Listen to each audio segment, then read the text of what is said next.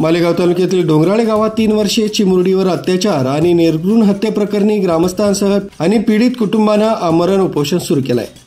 पीडितेला न्याय मिळावा यासाठी डोंगराळे ग्रामस्थ आणि पीडितेचे कुटुंबीय हा खटला फास्ट ट्रॅक कोर्टात चालवावा आणि आरोपीला तत्काळ फाशी द्यावी अशी मागणी पीडित कुटुंबीय आणि ग्रामस्थांनी केली आहे।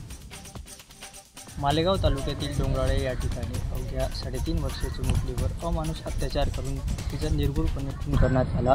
त्याच पार्श्वभूमीवरती ग्रामस्थांसह चिमुकलीचे काका आमरण उपोषणाला बसले आहेत। आपल्यासोबत स्वाती दिदी आहे, त्यांच्याशी बातचीत करूया।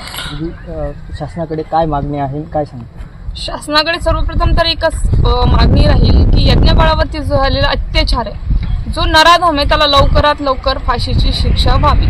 तर आम्हाला फक्त आश्वासन नकोय, तुम्ही आदेश पारित करा, त्याच्यावरतीच आम्ही तुमच्यावरती विश्वास करणारे, अन्यथा आम्ही हे अखंड आमरण उपोषण चालू ठेवणार आहे। त्याच्यासाठी आमच्या प्राणाचा बळी गेला तरी आम्ही पाठीमागे हटणार नाही। जोपर्यंत यज्ञबाळाला न्याय मिळणार नाही तोपर्यंत अखंड असेच बसणार।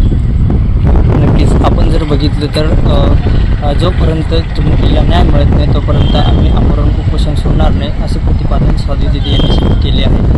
वैभव पाटील, कसमादे अपडेट, मालेगाव।